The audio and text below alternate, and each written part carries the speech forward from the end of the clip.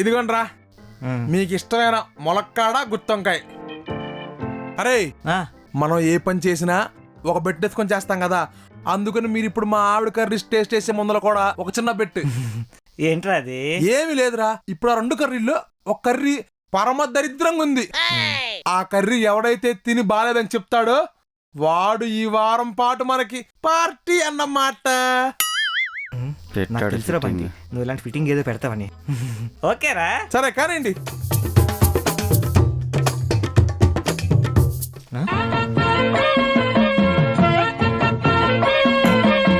ఎవరిదన్నా ఎలా ఉంది? చిలమా నీకు చాలా సూపర్.